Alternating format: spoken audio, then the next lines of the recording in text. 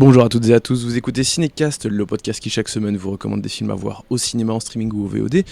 Ici Thibaut en direct du Festival de Cannes, et aujourd'hui je vais vous parler d'un des films que j'attendais certainement le plus du festival, qui est en compétition, à savoir Decision to Leave de Park Chan-wook.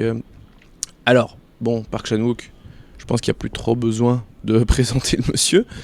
La dernière fois qu'il était présent à Cannes, c'était en 2016 pour Mademoiselle, qui est d'ailleurs son dernier film en date. Après, il a quand même réalisé une série.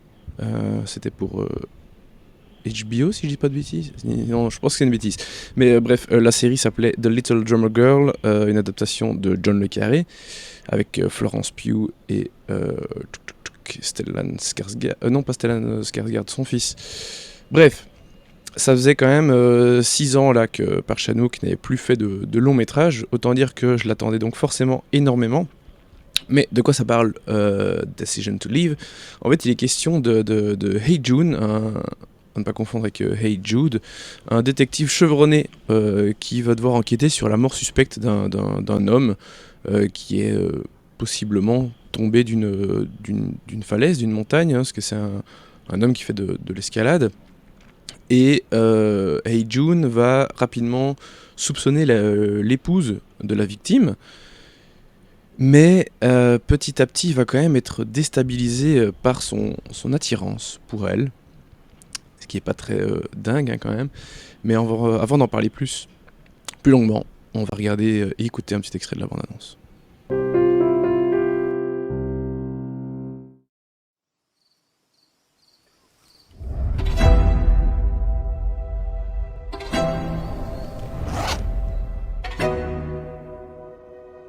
많이 놀라셨겠습니다.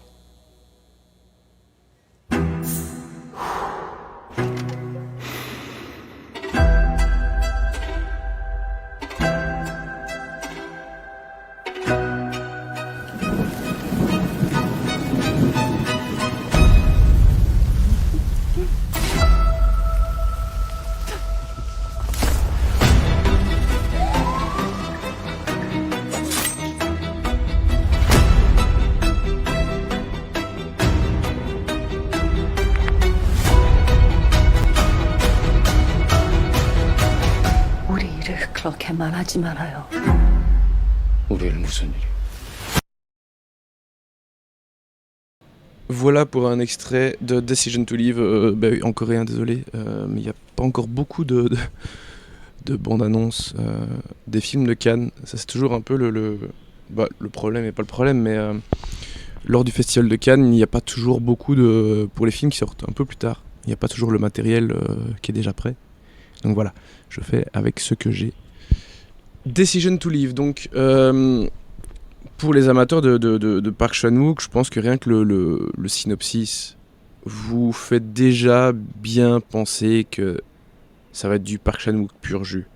C'est-à-dire qu'on est devant un thriller assez retors, mine de rien, parce que voilà, on a quand même donc un enquêteur, enfin, un détective qui enquête sur la mort de quelqu'un, et son suspect numéro 1, c'est l'épouse, et il va petit à petit tomber amoureux de cette personne.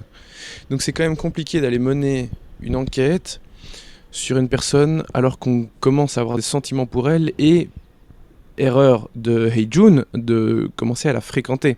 C'est-à-dire qu'ils vont se voir un petit peu, déjà forcément pour les besoins de l'enquête, ce qui va faire que Hye Jun va tomber sous le charme de madame.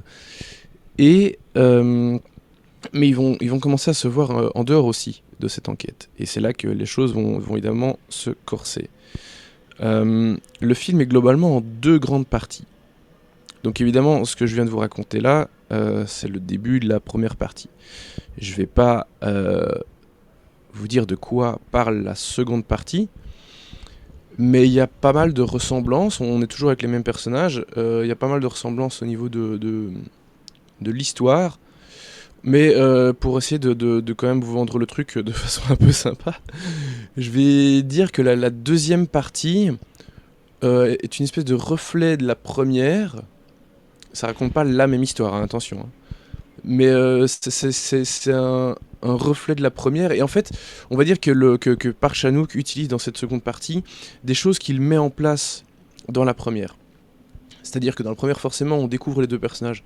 On découvre leur personnalité, le type de relation qu'ils ont, comment Hee-jun mène cette enquête, comment est-ce que l'épouse de la victime fait pour ne pas être soupçonnée ou ne plus être soupçonnée par ce détective, de qui elle commence à tomber amoureuse aussi. Attention, on n'est pas dans une relation unilatérale, hein.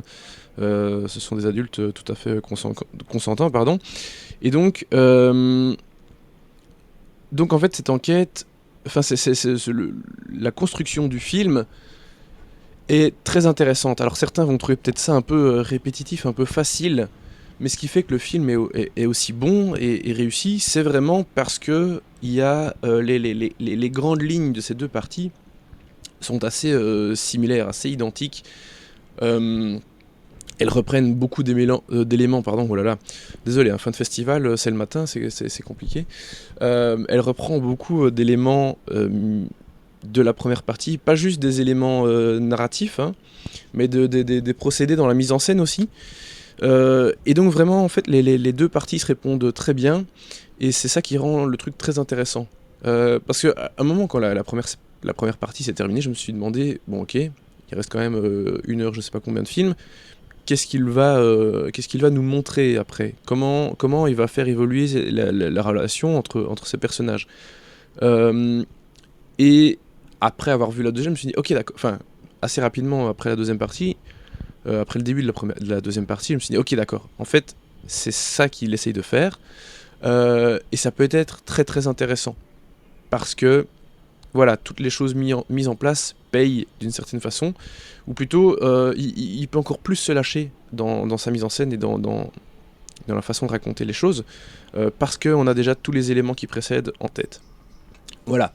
J'ai trouvé que le casting était super.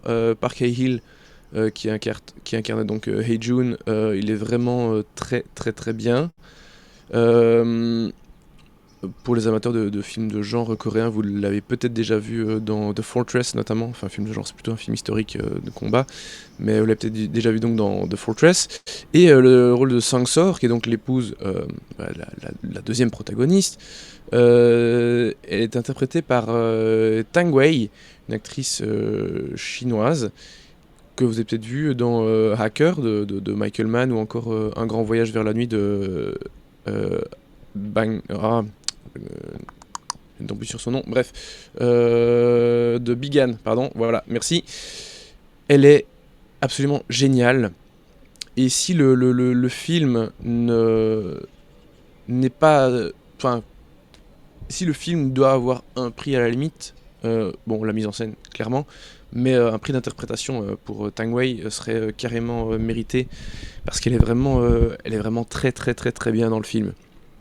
Donc, j'avais de grandes attentes pour le film et je n'ai pas été déçu. J'étais même un peu surpris de voir ce que Park Chan-wook faisait de cette histoire, faisait de ces personnages, et ce qui fait que la mise en scène, vraiment, il s'amuse énormément. Il y a des transitions qui sont magnifiques. Dès qu'il filme l'utilisation de la technologie, il y a beaucoup de choses qui se passent avec des téléphones portables. Il filme pas mal en point de vue du téléphone, avec des espèces de transparents pour voir un peu les touches sur lesquelles les personnages tapent. Enfin, vraiment, il y a pas mal de choses très très chouettes qui rendent vraiment bien à l'écran.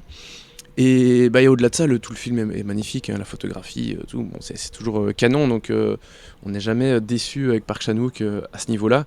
Et clairement, une nouvelle fois, voilà, il m'a pas déçu du tout. Donc je suis ravi de voir que Decision to Live était une si belle réussite. Et clairement, pour l'instant, c'est un de mes préférés de la compétition, tout simplement. Le film est normalement prévu le 29 juin, si je dis pas de bêtises. Voilà, le 29 juin en France, et je sais que, bon, pour la Belgique, il n'y a toujours pas de date, mais possiblement il pourrait s'aligner dessus, possiblement pas, on verra, hein. C'est très pertinent ce que je viens de dire, je sais. Mais bon, voilà, souvent sur ce genre de film, il s'aligne. Nous, a priori, vous aurez le film prochainement, et au pire, ce sera à la rentrée, d'après les informations que j'ai. Donc voilà, bref, je vais conclure avec ma note. qui est un excellent, un très beau 4 étoiles, tout simplement. Voilà. Donc n'hésitez pas à partager votre avis sur ce film quand vous l'aurez vu, et si ce n'est pas déjà fait, à vous abonner au podcast sur la plateforme de votre choix, il y en a plein. A très bientôt pour de nouvelles recommandations.